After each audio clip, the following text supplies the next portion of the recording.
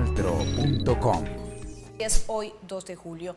Hablando de temas tan importantes, no solamente para Norte de Santander ni para Santander, es a nivel nacional cuando hablamos de la paz que busca nuestro gobierno para poder conseguir la tranquilidad y la reconciliación que tanto necesitamos en nuestro país. Pues recordemos que el pasado 23 de junio se firmó el cese bilateral al fuego entre el gobierno nacional y la FARC.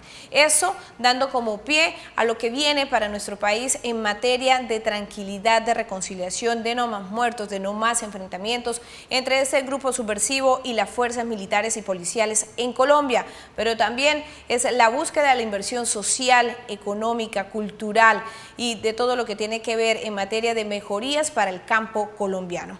Hoy hablaremos sobre ese tema, pero también hablaremos de la zona de concentración en el municipio de Tibú, que se ha convertido en uno de los temas fundamentales en la zona nororiental de Colombia, ya que hace parte del Catatumbo en norte de Santander. Para hablar sobre esos temas saludamos en primera plana a Juan Carlos Quintero. Él es líder de la Asociación Campesina del Catatumbo y quien estará con nosotros hablando sobre estos importantes temas. Juan Carlos, buenas tardes y gracias por estar con nosotros y acompañarnos. Buenas tardes a usted, Astrid, y buenas tardes a toda la audiencia del Canal TRO en el departamento y en el resto del país. Juan Carlos, ustedes han sido unas personas que han estado liderando la voz de los campesinos de la zona del Catatumbo, han estado desde el paro campesino, estando allí para que las voces de los campesinos no queden simplemente en ese silencio, que sean olvidados por el gobierno, buscando soluciones para el campo, sobre todo en la zona del Catatumbo. ¿Qué opinión le merece esa firma del cese al fuego entre el gobierno y la FARC? Bueno, sin duda es el anuncio más importante de los últimos 50 años. De esos 52 años de guerra entre el gobierno y las FARC, 40 tienen que ver con la presencia armada y el conflicto armado en la región del Catatumbo. Sin duda es un anuncio de satisfacción, de consolidación a la confianza, de apoyo al proceso de paz en La Habana. Ya se venía dando un clima muy importante meses anteriores, después de que las FARC había decretado de manera unilateral 6 veces un cese al fuego. Eso a pesar de que han habido hechos lamentables en los últimos meses con los demás grupos armados que existen en la región del Catatumbo, sí bajó en un gran número de acciones armadas y militares en la región del Catatumbo y no solamente en el país. Según estudios, el 95% de la confrontación armada en el país bajó y sin duda técnicamente se puede decir que el 23 de junio fue el último día de la guerra, y técnicamente es porque a partir de ese momento ni las Fuerzas Armadas van a hacer operaciones militares ofensivas contra los guerrilleros de las FARC, ni los guerrilleros de las FARC van a hacer operaciones militares ofensivas contra la fuerza pública. Juan Carlos, la zona del Catatumbo, pues en ese sector de norte de Santander convergen diferentes grupos, converge la FARC, converge el ELN, converge el EPL y bandas criminales que están vinculadas al tema del narcotráfico. Pero puntualmente, usted que tiene ese contacto con la comunidad en esa zona del Catatumbo, el campesinado, ¿qué ha dicho con respecto a esa firma que se llevó a cabo entre el gobierno y la FARC? Si bien hay satisfacción, también hay un manto de incertidumbre. Somos la única zona del país que tiene las particularidades que usted mencionaba. Nosotros hemos dicho que debe existir un escenario que nos permita una paz completa en regiones como la del Catatumbo. Si bien con las FARC se supera un importante avance frente al tema de la solución política del conflicto armado, nosotros creemos importante de que se deben concretar los diálogos con el Ejército de Liberación Nacional. El Ejército Popular de Liberación debe expresar su voluntad de paz, se necesita conocer de parte de ellos cuál es su propuesta frente a la solución política, y creemos que en zonas como el Catatumbo, para la implementación de los acuerdos entre gobierno y FARC, para que haya un clima dado para dar las condiciones de esa implementación, se hace necesario que ese acuerdo de paz con el ELN ojalá arranque también con un cese bilateral, ojalá no en la particularidad que tiene el de las FARC, que es al finalizar, sino desde sus inicios, para que haya un clima de tranquilidad en la implementación de estos acuerdos que van a ayudar sin duda a superar muchas causas que generaron el conflicto armado. Sin embargo, Juan Carlos, para muchos es un señalamiento que indican pues que con el ELN va a ser un poco más complicado poder llegar a un diálogo como lo ha hecho el gobierno con la FARC. Pues nosotros esperamos que no sea así. Hace 3, 4 años se decía lo mismo con las FARC.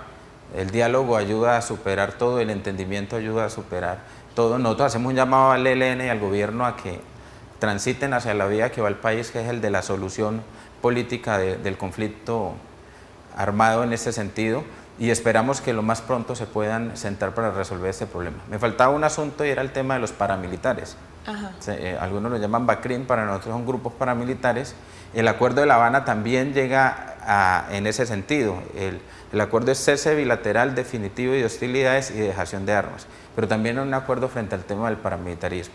Y ese acuerdo tiene que ver con un programa de protección no solamente para los guerrilleros reincorporados, sino para las organizaciones sociales defensoras de derechos humanos, la comunidad en general, una agencia o una institución que va a ser dirigida directamente de la Presidencia de la República para combatir la corrupción, las bandas criminales, los grupos paramilitares, y también un compromiso por departamento y de nación donde vamos a participar la guerrilla, el gobierno, la sociedad civil a través de la iglesia, los alcaldes, las organizaciones sociales, a comprometernos en un nunca más la utilización de las armas en la política.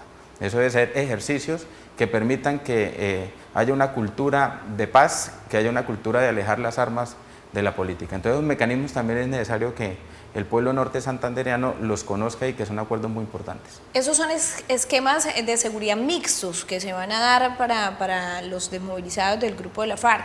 Sin embargo, el temor del grupo, de los integrantes de la FARC, es eso, a que las bandas criminales o los paramilitares den una continuidad como delincuentes en las zonas donde van a estar las zonas de concentración. El temor es eso, a que ellos sean víctimas de ataques de este tipo de grupos. ¿Ustedes han de pronto conocido en el Catatumbo que de pronto se están gestando este tipo de acciones o grupos para contrarrestar lo que va a ser el proceso de paz? O el es una posibilidad. Hay unos enemigos de la paz identificados que no quieren la solución política. Este acuerdo de garantías de seguridad va más allá de lo militar y es un acuerdo político. Por eso el tema del pacto del nunca más. Porque aquí pueden reportar todos los días que cogieron a los del Golfo, que cogieron a los Úsuga, pero esos son los sicarios de la calle. Aquí hay toda una relación de empresarios, de políticos que se tienen que comprometer a que ese tipo de prácticas no se van a utilizar. Ahí es donde verdaderamente se va a erradicar el paramilitarismo. Frente a las zonas veredales de normalización transitoria, que una va a ser en el municipio de Tibú. No sabemos todavía la vereda. El mecanismo es muy claro, es un mecanismo muy importante, acompañado de la comunidad internacional. Claro. Van a estar las zonas veredales, que es donde van a estar ubicados los guerrilleros, ¿cierto? Luego siguen las zonas campamentarias, donde van a estar ubicados el mecanismo de verificación que lo hace el Consejo de Seguridad de las Naciones Unidas. Es algo novedoso y es la primera verificación que hacen las Naciones Unidas en el mundo, donde sus funcionarios no están armados. Y hay otro anillo de seguridad que lo compone la policía y otro el ejército. Sí. Entonces, sin duda, ahí se va a tratar de que hayan todas las garantías de seguridad para los guerrilleros que van a estar en esas zonas veredales transitorias de normalización. La dejación de armas, Juan Carlos, muchos dicen, ¿qué es la dejación de armas? ¿A quién le van a entregar las armas? Sí, la ONU va a estar ahí, va a ser quien recibe las armas, pero ¿qué va a pasar con esas armas? ¿Y qué va a pasar con el guerrillero cuando entregue las armas? De pronto eso también puede causar un poco de incógnita hasta dentro de los mismos, los mismos hombres de la guerrilla que se encuentran de pronto en las diferentes montañas de Colombia. Bueno, una cosa es la entrega y la otra es la dejación. Lo que se pactó en La Habana es la dejación de armas. La entrega es lo que hemos visto en los últimos 30 años, que se le entrega a un funcionario del gobierno y ya. La dejación es que se dejan utilizar y se va a quedar en manos de la comunidad internacional. ¿Por qué la dejación y no la entrega? Voy a ponerle un ejemplo práctico. Aquí hubo un empate técnico. Y el empate técnico es que ni el gobierno derrotó a las FARC, ni las FARC derrotó al gobierno. Ni el Estado colombiano le va a entregar las armas a las FARC, ni el Estado Mayor Central de las FARC le va a entregar las armas al gobierno nacional. Entonces, como hay un empate técnico, no hay rendición. Ellos están partiendo bajo el principio de que aquí no hubo derrotados y que lo que van a cambiar es el campo de la confrontación, que es política. Entonces, ese es un argumento del por qué no la entrega de armas, ¿cierto?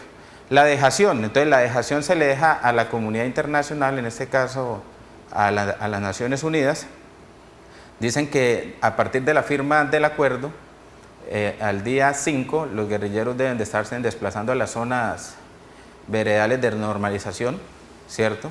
Y en máximo un plazo de 180 días deben de estar almacenadas las armas en unos contenedores. Eso tiene otros plazos antes, porque van a recibir las armas inestables como los explosivos, los tatucos y todo esto que tienen que destruir los profesionales y los técnicos que saben de eso. Eso al día 180 se sustraen del territorio, y con esas armas que van a ser verificadas por la comunidad internacional, van a ser censadas el tipo de armas, el número de hombres, bueno, y con esas armas se van a fundir y se van a hacer 3 monumentos. Un monumento que va a quedar en La Habana, en agradecimiento a este pueblo por haber ayudado a la solución política del conflicto. El otro va a quedar en la ciudad de Nueva York, en Estados Unidos, en la sede principal de las Naciones Unidas, y el otro va a quedar en Colombia, que no se ha definido el sitio ni el lugar donde va a quedar. Frente a la incógnita de los combatientes, ¿qué van a hacer? ¿Para dónde van? Dice el acuerdo, lo que dice el acuerdo público, es que mientras estén en esas zonas van a tener capacitaciones de primaria, secundaria, asistencia técnica, productiva, pero aparte es un acuerdo que falta todavía, porque el acuerdo dice que sigue la reincorporación en lo político, en lo social y en lo económico de los guerrilleros. Eso es algo que todavía se está conversando en la mesa de conversaciones de La Habana. Juan Carlos, la zona del Catatumbo, lo dije hace un momento, convergen varios grupos insurgentes y paramilitares, y ha sido muy golpeada por la violencia. Para muchos de pronto hay fe y esperanza en ese momento en que se cambie ese panorama del Catatumbo, pero que más que cualquier cosa de dejación de armas, que la FARC haga ese tipo de firmas con el gobierno, que llegue la paz, la comunidad en general, y en lo que hemos visto a través de este medio de comunicación, es que pide mucha inversión social. Es que el Catatumbo ha estado muy olvidado, las vías cómo están, y qué es lo que dice el campesinado en esa materia también directamente a ustedes, que son líderes de ellos. Nosotros los campesinos lo que buscamos es que se concrete la apertura democrática que no ha habido, que eso ha conllevado a que no haya inversión social y se resuelvan los problemas tan graves que tenemos frente al abandono del Estado. Sin duda, si uno ve los 6 puntos de la agenda general de conversaciones de La Habana, esos 6 puntos van a beneficiar a los campesinos de la región del Catatumbo. El primer punto tiene que ver con el tema agrario. Ahí uno de los acuerdos de La Habana es que tiene que constituir las zonas de reserva campesina.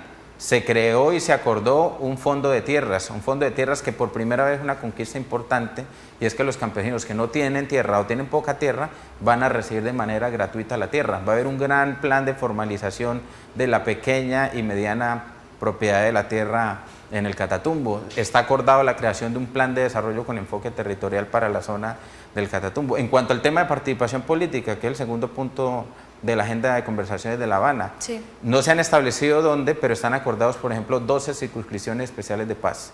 ¿Qué son las circunscripciones especiales de paz? Van a participar líderes de organizaciones sociales con arraigo en las regiones de conflicto, para que a través de las votaciones, no se ha definido cómo sería el mecanismo, tengan cupo directo a la Cámara de Representantes. Eso va a permitir tener una apertura mucho más amplia frente a acceder a instancias del poder. De alguna manera es como hacer política, mostrar qué es lo que ellos quieren en Colombia, ¿sí? Exactamente, pero esto no es para los guerrilleros, fue acordado entre el gobierno y FARC, pero esto es para los movimientos sociales directamente. Es un beneficio que vamos a recibir nosotros como movimientos sociales. Está el punto de las drogas ilícitas, que sin duda cruza con el Catatumbo. Sí, claro. Estamos preparándonos para eso. Por primera vez el Estado reconoce en esa mesa de que tiene que resolver el problema es dialogando y con inversión social. Queda eliminada la fuerza de la erradicación y las fumigaciones.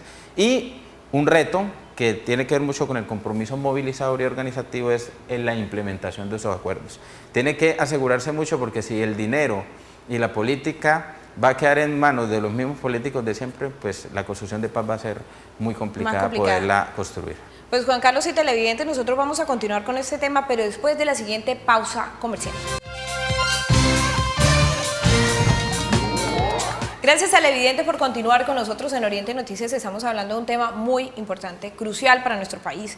Es el inicio del camino a la reconciliación, pero obviamente muchas personas en ese momento tienen dudas que nosotros queremos aclararle a través de nuestro medio de comunicación para que ustedes poco a poco conozcan más de la pedagogía para la paz y de lo que está haciendo el gobierno nacional junto con el grupo subversivo de la FARC en La Habana. ¿Qué es lo que significa la zona de concentración? Vamos a hablar sobre ese tema puntualmente. Juan Carlos Quintero, líder de la Asociación de Campesinos del Catatumbo, está con nosotros para hablar sobre este importante tema. Pero antes, queremos mostrarles a ustedes, nuestros televidentes, un informe especial que preparó nuestro periodista Raúl Garzón desde el municipio del Tarra, una de las localidades del norte de Santander que más se ha visto afectada por la violencia en Colombia. En varias ocasiones, estas calles del municipio del Tarra han sido testigos de hostigamiento y crueles enfrentamientos que han cobrado la vida de habitantes, militares y guerrilleros. Hoy sus pobladores tienen la esperanza que la tranquilidad reine. Pues que le pusieron un poquito cuidado a la gente del campo, que estamos jodidos, no hay ayuda, uno del campo, sí no tiene ayuda del gobierno casi nada. Inversión y presencia estatal es lo que más anhelan los más de 12.766 tarrenses, ya que el olvido estatal es evidente en sus vías de acceso. Quisiera invitarlo al presidente Santos que viniera al municipio y se diera de cuenta que verdaderamente nosotros no somos igual que en la calle del Bronx. Nosotros somos gente de bien. Lo invitamos, señor presidente Santos, a que venga y dé una vueltica por acá, conozca nuestro municipio, sepa quiénes somos. Según el presidente Asinor, quien visitó esta población, la educación debe ser pilar importante para la transformación de poblaciones del Catatumbo. Hacer una gran inversión para estabilizar las vías, por ejemplo, que es terrible la avenida Altarra, la falta de una efectiva servicios de comunicación, la falta de infraestructura en los colegios, en las instituciones educativas, de material didáctico, de interconexión para poder llevar la ciencia a todas estas zonas. Este es el municipio del Tarra, una zona altamente competitiva y rica en diferentes aspectos. Hoy, cuando se habla de paz, sus habitantes lo único que anhelan es que el gobierno nacional ya no invierta en guerra, sino en competitividad y también en desarrollo. Este fue un informe de Raúl Garzón con la cámara de Jesús David Ortiz para Oriente Noticias. El municipio del Tarra, Teorama, Convención, Acariza, en Calixto, tantos sectores en norte de Santander, Juan Carlos, que lamentablemente han sido epicentro de violencia, de dolor, de desconsuelo. ¿Cuántas madres perdieron a sus hijos en esa guerra entre el gobierno nacional y la FARC? ¿Cuántas mujeres perdieron a sus esposos? ¿Cuántos niños y niñas se están criando sin papá?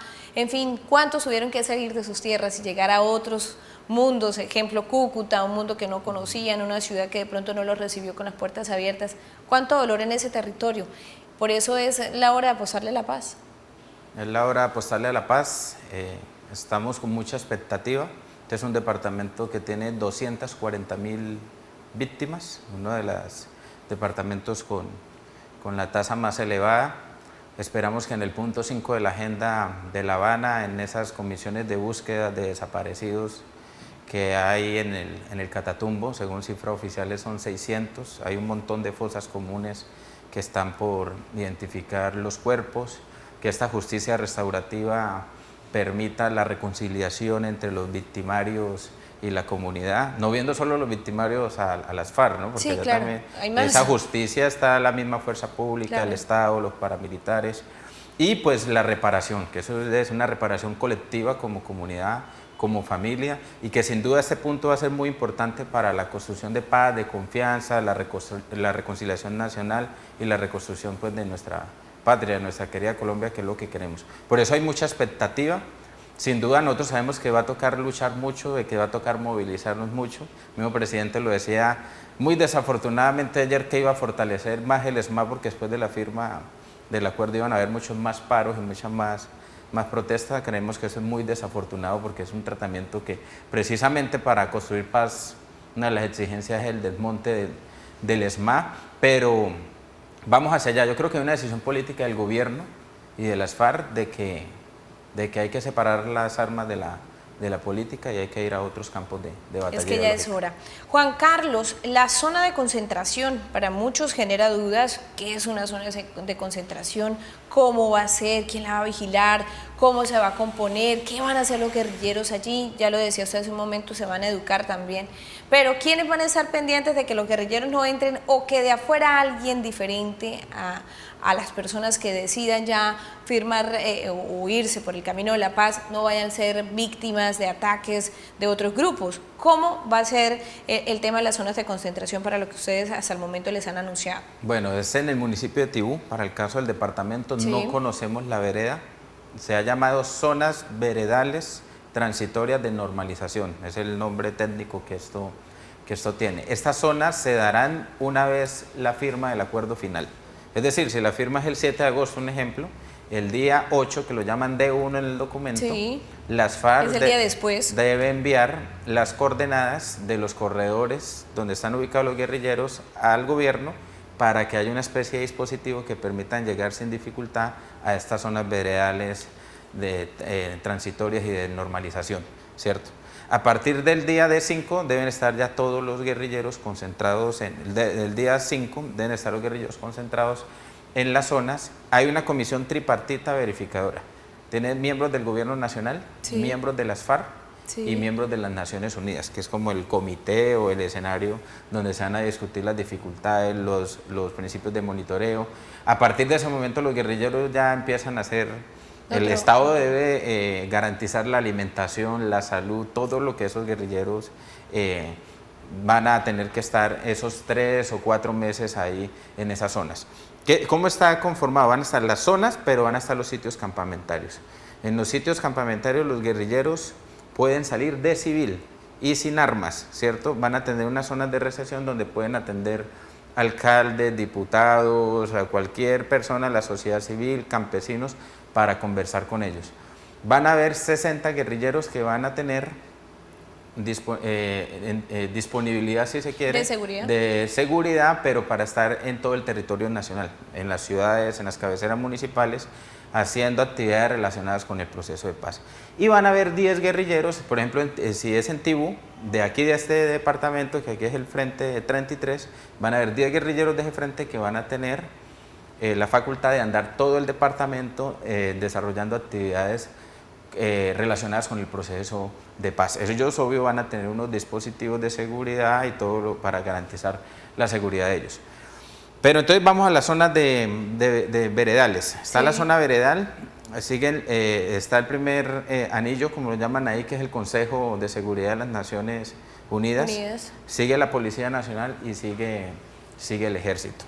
Los guerrilleros van a estar uniformados y armados en la zona veredal, no podrán salir de esas condiciones, van a estar bajo la responsabilidad de los combatientes de la FARC. Los civiles no pueden entrar a las zonas veredales, eso hay que diferenciarlo entre si pueden entrar o no pueden entrar, no lo pueden. Para eso van a estar los esquemas de los campamentos. Exacto, de los campamentos donde sí van a poder interactuar. Ahí se va, ¿para qué esas zonas? Uno, para verificar técnicamente el cese bilateral de fuegos, y 2, para recibir el censo de cuántos guerrilleros son, cómo se llaman, los van a cedular, ahora dicen que los van a meter al CISBEN, van a hacer los inventarios del armamento que tienen y todo el protocolo hasta cumplir los 180 días. Con el objetivo de entrar a la vida civil. De la dejación de armas, que es con el objetivo de la reincorporación a la vida civil, y de ahí mismo hacen el tránsito a movimiento político. Bueno, Juan Carlos, la seguridad para tantos hombres, en el caso cuando ya se acaban estas zonas de concentración, ¿eso ya lo habrán tratado? Ya hay un acuerdo que dicen que los esquemas de seguridad van a ser mixtos. Ajá, son entre mixtos. Guerrilleros y policías y fuerza pública, sí. Seguro esos esquemas van a ser parecidos a los que existen hoy para los defensores de derechos humanos, pero como le decía hace un momento, más que fuerza militar, más que ese tipo de esquemas, es toda una estrategia política de cómo erradicar la intolerancia o que personas sigan siendo perseguidas por su pensamiento político. Claro que sí. Juan Carlos, con todo ese proceso que se está llevando a cabo, cuando esperemos, porque aún no hay una fecha para estas zonas donde va a estar la FARC y donde van a empezar a hacer ese cese de actividades, prácticamente ya no existen, bilaterales de fuego, pero realmente ya eso es un paso gigante, grande. Entonces ya vienen esas zonas, cuando ya terminen lo de esas zonas, cuando ya los guerrilleros reciban su cédula, ya empiecen en esa vida civil, empiecen en ese trabajo político, ¿Cuándo realmente se va a firmar la paz? ¿Qué han dicho? O sea, ¿qué se le puede decir en ese momento a los televidentes sobre ese tema? No, es que las zonas se dan después de que se firma el acuerdo. Después de firmar la paz. Sí. Estamos esperando entonces la firma de la paz para que se inicie Para las que zonas. se dé eso, porque la dejación de armas hace parte de la implementación de los acuerdos. ¿Y qué falta para Sí. que se empiece a dar ya la firma de la paz? Faltan varios temas. Si bien, ¿qué es lo importante hoy? O sea, da un respiro al proceso de paz, lo Sí. fortalece este acuerdo de cese bilateral, pero todavía faltan varios asuntos. Uno, falta acordar el mecanismo de verificación de los acuerdos. Hasta Sí. ahorita lo único que está acordado para verificar es el tema del cese a fuego y dejación de armas, pero falta generar el mecanismo de cómo se va a verificar el resto de los acuerdos que benefician en general a la comunidad. Y el dinero que va a estar apoyando. Falta ese tipo de el tema actividades. del presupuesto, Ajá. ¿cierto? Bueno, se acordó esto, pero esto vale un montón de billones de pesos. ¿Quién va a financiar eso? Que es una responsabilidad más del Estado colombiano. Entonces, se tiene que garantizar antes los presupuestos, los fondos y la manera de cómo va a funcionar esa nueva institucionalidad para construir la paz en el país. Faltan 42 salvedades. ¿Qué son las salvedades? Las salvedades son los subpuntos de los Ajá, puntos generales de los puntos donde generales. no se pusieron de acuerdo, porque el principio era, dialogamos, por ejemplo, el primer punto tenía 5 subpuntos y nos pusimos de acuerdo entre los otros 2 los dejamos en el congelador Hay y que al final esperar. los tratamos. Eso hizo que hoy hayan 42 puntos en el congelador para ver qué pasa. Lo otro, los medios de comunicación, sobre todo masivos, no han sabido mandar el mensaje sobre el tema de la refrendación. El acuerdo que hay frente a ese tema es que las FARC aceptó que lo que diga la Corte Constitucional frente al tema de la refrendación. ¿Qué es lo de la Corte Constitucional? El Congreso de la República sancionó el tema del plebiscito Sí. para la paz. Todo acto legislativo que se haga debe ir a la Corte Constitucional. La Corte lo está analizando. Los expertos, porque yo no soy abogado, dicen que como está hoy planteado ese plebiscito, prácticamente es inconstitucional. ¿Qué puede ocurrir en la Corte? La Corte puede decir de que puede haber una fórmula Diferente.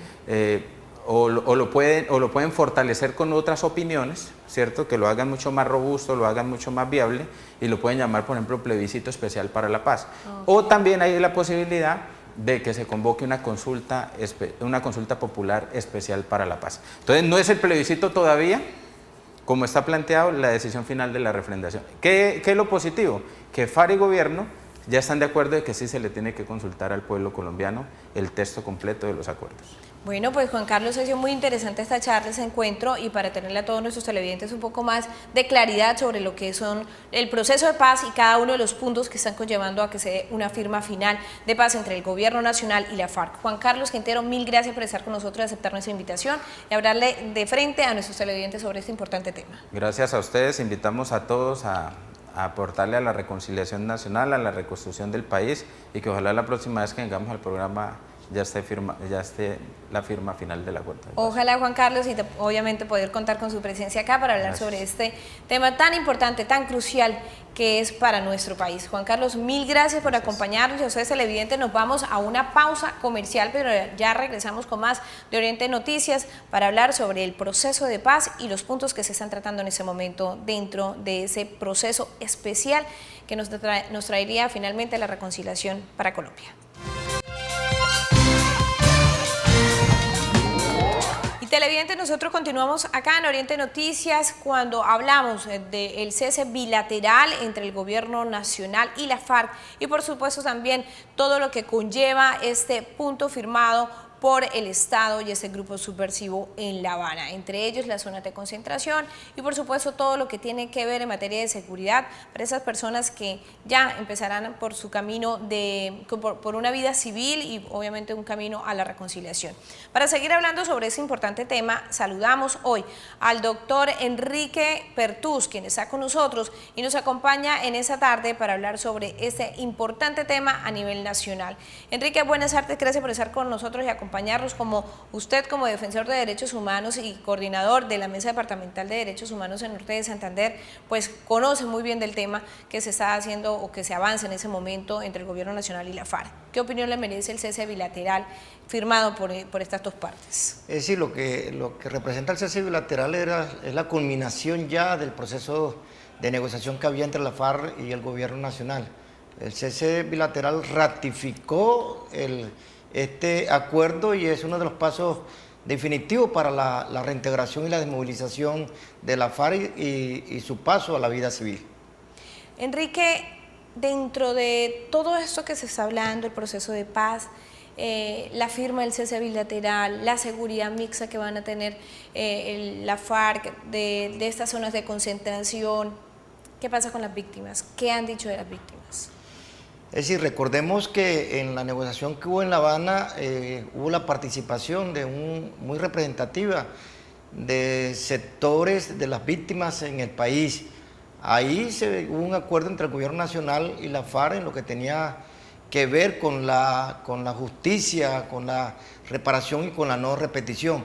La gran preocupación es que después de 5 años de la ley de la ley 1448, la ley de víctimas y de restitución de tierras, y de cara a los próximos 5 años de vencimiento de esta misma ley, hay una gran incertidumbre y una gran zozobra frente a lo que efectivamente va a pasar con las víctimas en lo que tiene que ver con la verdad, con la justicia, con la reparación y con la no repetición.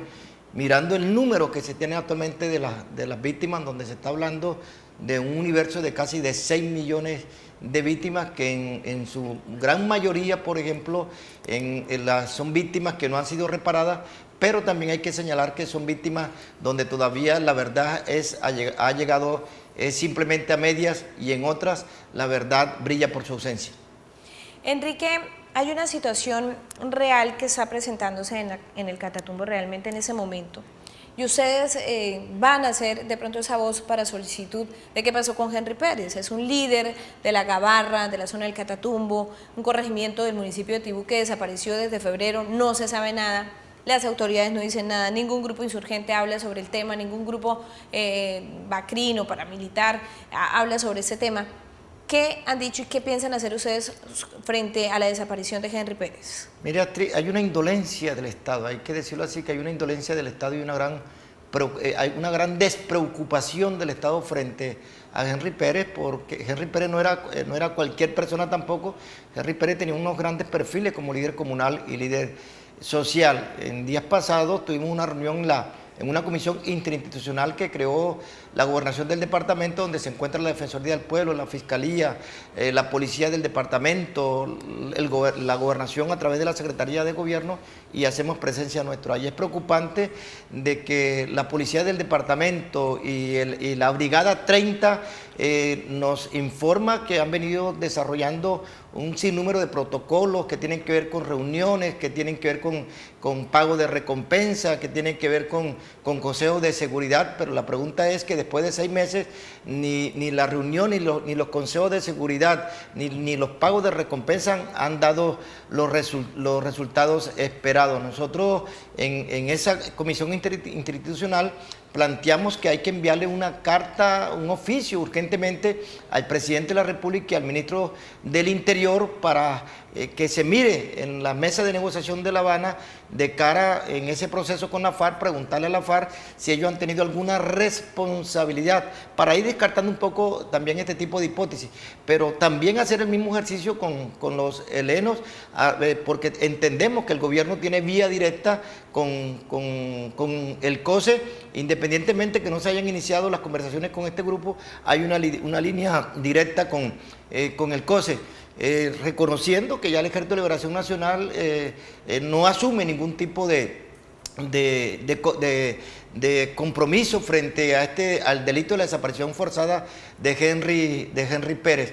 Preocupante, Astrid, porque los que conocemos la Gabarra sabemos que la presencia institucional del gobierno es a través de la policía y del ejército, pero que también hay un control, ¿sí?, de la FARC, de los helenos, y es un sitio de paso del EPL. Henry Pérez no se puede desaparecer en una zona altísimamente militarizada. Y que nadie sepa nada. Y que nadie dice, fuera de lo que nos han señalado, de las reuniones, de los consejos de seguridad, lo que uno no ve es resultado, ni se van a ver ni a corto ni a largo plazo si el gobierno nacional sigue con esa indolencia frente al caso de Henry Pérez. Claro que sí. Cambiando un poco de tema, ¿qué opinión le merece a usted las zonas de concentración? Esta zona donde va a estar la guerrilla de la FARC, un punto específico, una vereda, una delimitación específica de territorio colombiano y en diferentes puntos, pero entre ellos Tibú, una vereda de Tibú va a estar dentro de estas zonas. ¿Qué opinión le merece esta decisión que se dio a conocer cuando se dio la firma del cese bilateral? Mire, en ese acuerdo uno, mirando el mapa colombiano, encontramos que de los 32 departamentos hay 12 departamentos donde a la FARC se le asignan los 8 sitios campamentarios y las 23 veredas donde la FARC va a tener su accionar político, su desmovilización y su reintegración a la vida civil previo a la entrega de las armas. Mucha gente se pregunta por qué Tibú. Recordemos que Tibú fue el municipio donde se desmovilizaron en el 2004 las Autodefensas Unidas de Colombia con 1.400 hombres. Tibú es muy representativo. Tibú conlinda con 6 municipios, por ejemplo, muy importantes. Al norte tenemos Convención, al sur tenemos 4 municipios, como es Cúcuta, como es el Zulia, Puerto Santander, Sardinata. En la parte oriental, Tibú conlinda con la hermana República Bolivariana en un extenso territorio. Y por la parte occidental hay 2 municipios más, como es el Tarra y Yacarí. Y por esta misma situación geográfica de Tibú, nosotros creemos que es muy llamativa. Además, si nosotros miramos el mapa colombiano de las 8 zonas de concentración y de las 23 veredas, son zonas que conlindan. Usted mira, por ejemplo, las 2 zonas de Arauca, que es el caso de Arauquita y Tame, y baja hacia el sur y se encuentra con las zonas del norte de Santander, y ahí va a encontrar usted el caso de Tibú. Y si sigue bajando, ahí va a encontrar usted el Bichada, va a encontrar Nariño, va a encontrar todas esas zonas que en el mapa, por ejemplo, es como si fueran zonas que tuvieran abrazado el mapa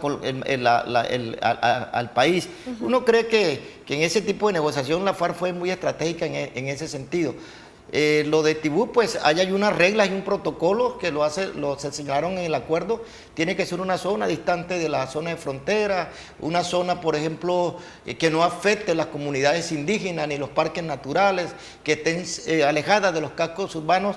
Pues uno cree que esto se va a cumplir, pero si uno mira el contexto de Tibú, difícilmente esto no cree uno que se pueda dar teniendo en cuenta la misma posición geográfica de Tibú, lo que tiene que ver con los límites de Venezuela.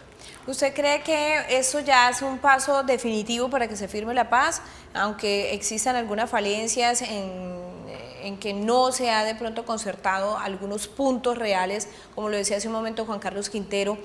¿Usted cree que ya eso es definitivo para el paso ya definitivo para la paz? Sí, nosotros creemos que ya este es un paso definitivo para la firma final del proceso de paz en el país. Ya es una cuestión irreversible. El mismo acompañamiento internacional, lo mismo que las mismas personalidades y organismos que acompañaron la firma el 23 de junio. Ya esto es un paso irreversible. Ya esto son los pasos finales, por ejemplo, frente a ese proceso, y nosotros creemos que sí se va a llegar a la firma final del acuerdo ya. Pues Enrique, muchas gracias por habernos acompañado, porque usted es uno de los grandes líderes en materia de derechos humanos acá en Norte de Santander, y es esperar que esa misiva que va a ser enviada a La Habana tenga una respuesta pronta, positiva, por el bien de la familia de Henry Pérez, por el bien de Henry Pérez mismo y por supuesto de amigos y demás familiares que están siempre esperando ahí, y de ustedes como comisionados para que esa voz no quede en silencio. Sí, nosotros también esperamos de que desde La Habana, por parte de la FARC, hay un pronunciamiento frente a esto para que las mismas autoridades comiencen a descartar hipótesis en lo que tiene que ver con los responsables, ¿sí?, de la desaparición de Henry Pérez.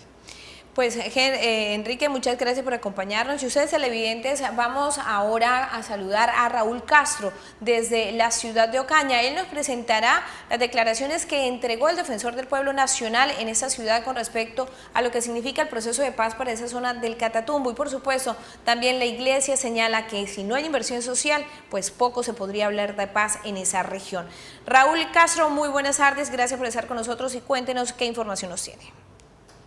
Compañero, buenas tardes. El Defensor Nacional del Pueblo, a su paso por Ocaña, manifestó que la zona del Catatumbo es una de las regiones más complejas para manejar los temas de paz en el país, que seguramente no solo la paz con la FARC podría traerle tranquilidad a la sociedad, hasta tanto no se dialogue también con los otros grupos y logre entregarse una paz verdadera y completa para la región. El gobierno tiene que hacer conciencia de que la paz completa implicaría la terminación del accionar de todos los grupos y todos los actores que hacen presencia operativa en esta zona del Catatumbo. Y también el hecho previsible de que si uno de estos grupos se desmoviliza, es perfectamente evitable que otros grupos coopten los espacios que van a quedar, con lo que la violencia no disminuiría. Entre tanto, el obispo de la diócesis de Ocaña, Monseñor Gabriel Ángel Villabaos, manifestó que el mismo gobierno debe encargarse de hacer visible a la zona del Catatumbo, que se conozcan sus problemas y entre todos tratar de contribuir para el desarrollo de esta región que así lo necesita. El mensaje que elegimos fue que el gobierno tuviera mayor conocimiento de la situación real de esta región, y que tal vez algunas de las situaciones que se viven aquí no se conocen, y que una paz sería incompleta si no se trabaja con la solución de problemáticas comunes que tenemos en esta región del Catatumbo. Los alcaldes de la provincia de Ocaña se han pronunciado y han manifestado la necesidad que el gobierno pueda dialogar con los demás actores del conflicto para que una paz verdadera se pueda evidenciar en la zona del Catatumbo lo más pronto posible. Con la cámara de Jesús Zúñiga desde Ocaña, en el norte de Santander, Raúl Rolando Castro. Continúen ustedes con más información. Pues Raúl, a usted muchísimas gracias por ese informe. Ya escucharon a la Defensoría del Pueblo y por supuesto también a la Iglesia Católica, quienes señalan que la inversión social es fundamental en la zona del Catatumbo, sobre todo en los municipios que convergen esa provincia de Ocaña. Desde allí se puede empezar a hablar de paz. Sin embargo, los habitantes de estas regiones también siguen esperando eso, inversión social, económica, que haga que los proyectos productivos lleguen a esa región para poder salir adelante también de la mano del proceso de paz. Nos vamos a una pausa comercial y ya regresamos con la parte final de Oriente Noticias. Bueno, televidentes, hemos entrado ya en la recta final de Oriente Noticias. Hemos estado hablando del cese bilateral, de las zonas de concentración, de lo que falta para la firma de la paz y por supuesto de lo que opinan los campesinos de la zona del Catatumbo al respecto. Para seguir hablando sobre este tema, saludamos a Edgar Alan Niño, politólogo y docente de la Universidad de Pamplona, a quien le damos las gracias por generarnos un espacio para poder estar con nosotros en esta tarde. Politólogo, gracias por estar con nosotros. Muy buenas tardes. Gracias a Oriente Noticias por esta invitación y esperamos orientar de la mejor manera a la opinión pública sobre... ¿Qué significa para la guerrilla la dejación de armas?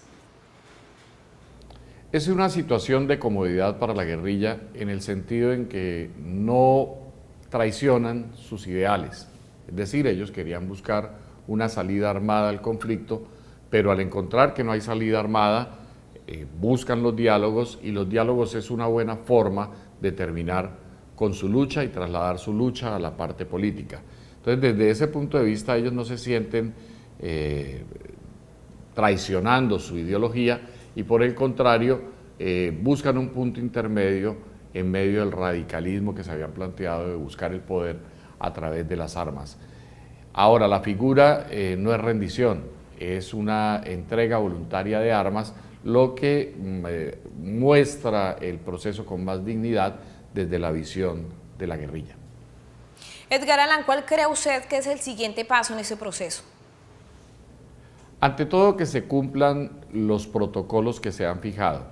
Y yo creo que las Naciones Unidas, con su presencia, va a ratificar que se cumplan esos protocolos. Lo demás es estar muy vigilantes con lo que pueden ser amenazas o aspectos que distorsionen este tipo de proceso. El proceso ya comenzó, es irreparable, vamos hacia allá y entonces hay que seguirlo y seguramente el gobierno tiene que dar las garantías para que esto se pueda dar de la mejor manera. Edgar Alan, ¿qué podrán pensar los colombianos en ese momento sobre la política que quiere implementar la FARC o la política que quiere la FARC dar a conocer en nuestro país? Ante todo vamos a ver unas FARC como partido político. Ellos no son nuevos en esto, ellos ya lo hicieron a través de la Unión Patriótica, en unas circunstancias muy diferentes, en unas circunstancias donde no habían garantías para hacer política y la exterminación de los grupos que no comparten las ideas de izquierda, pues acabaron con todas estas propuestas y acabaron con todas estas iniciativas de la Unión Patriótica, en ese caso. Pero ahora tenemos un nuevo partido que no es la Unión Patriótica, va a ser otro partido, el partido de las FARC, y vamos a ver con qué ideas llegan. Yo creo que la propuesta de ellos está centrada básicamente en lo que han promulgado sobre la justicia social, que tiene que ver con mejores condiciones de educación, de salud y lucha contra la pobreza. Hacia allá van a estar las ideas de ellos porque es lo que han promulgado durante todo este tiempo. Todas estas ideas se distorsionaron por su vinculación con todo el tema del narcotráfico y de los cultivos ilícitos, pero vamos a ver cómo se replantea cuando ya presenten una plataforma como partido político. Pero creo que esa va a ser la orientación que va a tener las FARC, sobre todo en su plataforma ideológica. Edgar, ¿qué piensa usted que estaría planeando el gobierno nacional para poder entrar en un proceso de paz, no solamente con el ELN, sino también mirar qué va a hacer con el EPL y por supuesto con las bandas criminales o paramilitares en nuestro país?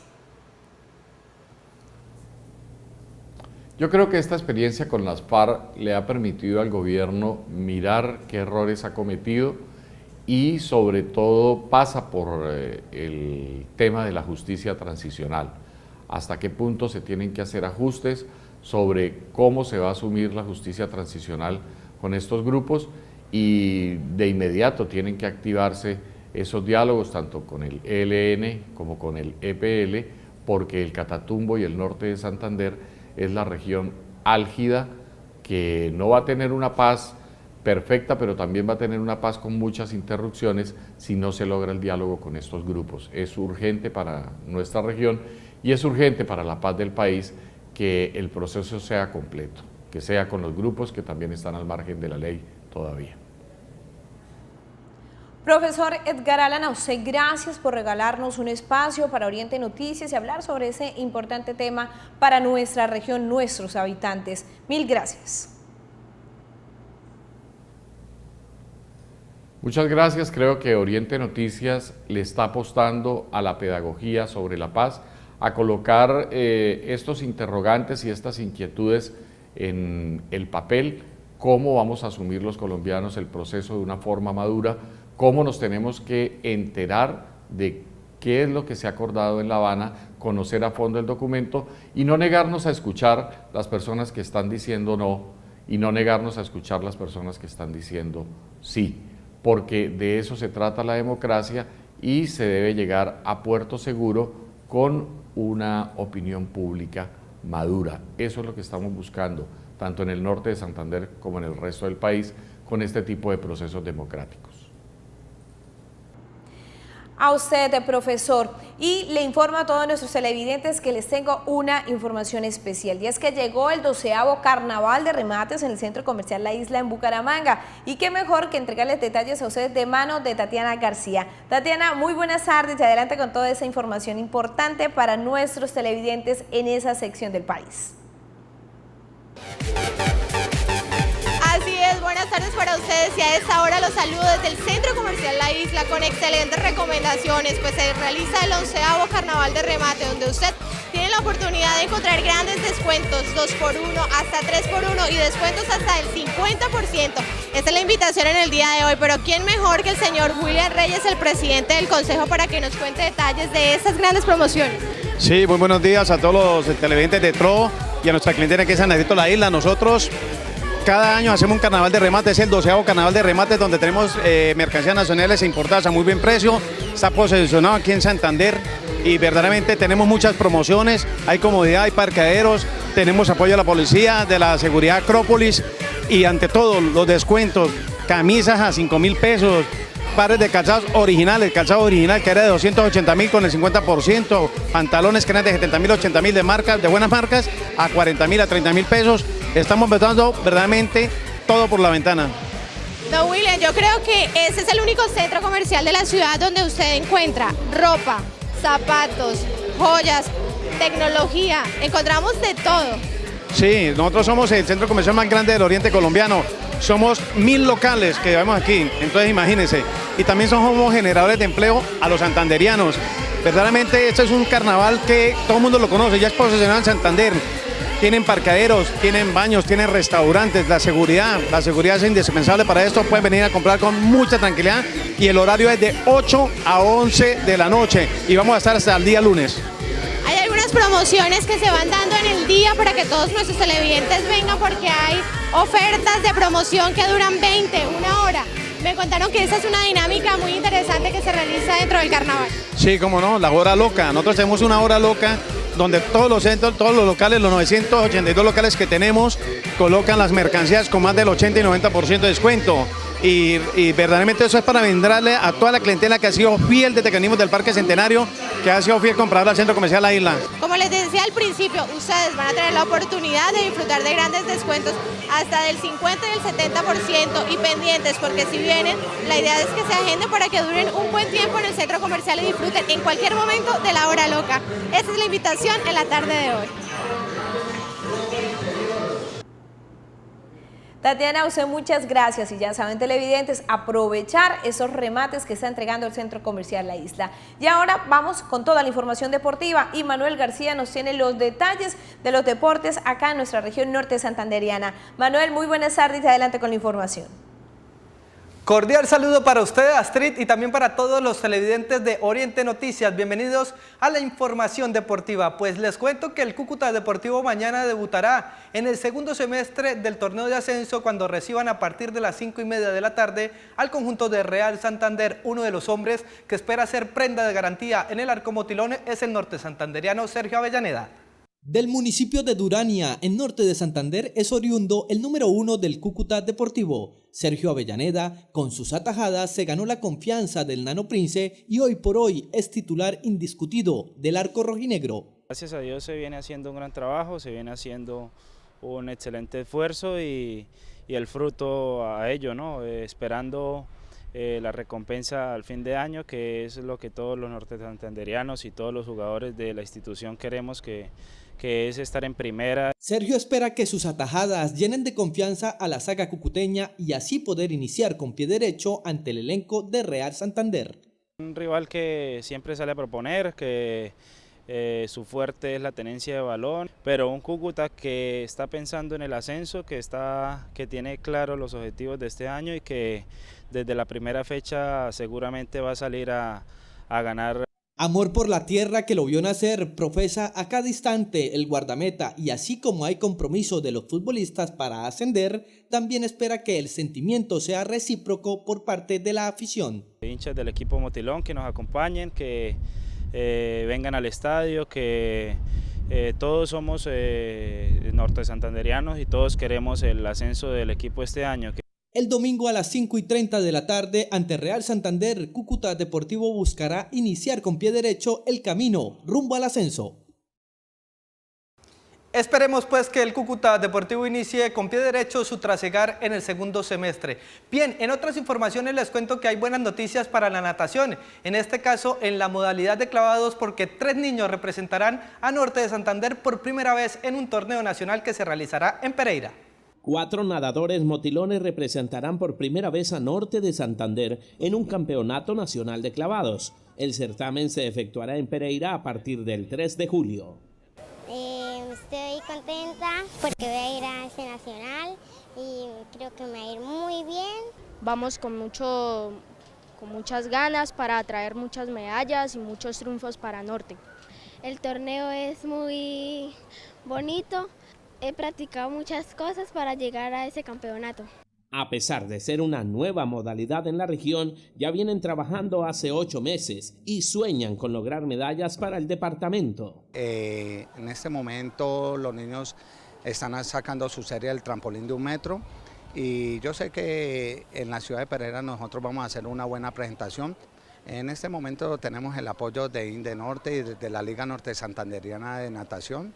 Norte Santanderiana, perdón, el apoyo de Manuel Romero, que ha sido un pionero en esto, que imprescindible, y gracias a él es que nos podemos desplazar a la ciudad de Pereira. Isabel Arraguá, Paula Restrepo, Ronald Naranjo y Juan Muñoz serán los encargados de buscar medallas en el Interligas de clavados en la capital risaraldense. Gracias a un convenio de cooperación entre la Cancillería colombiana y la Embajada de Nueva Zelanda, se han desplazado 4 rugbyistas norte santanderianos precisamente a ese país a un intercambio social, cultural y deportivo. Marcela Valderrama, Esbeili Gómez, Ángelo Moreno y Juan Carlos Romero fueron los 4 rugbyistas norte santandereanos que viajaron a Nueva Zelanda en un intercambio social, cultural y deportivo a través del Ministerio de Relaciones Exteriores y la Embajada de Nueva Zelanda.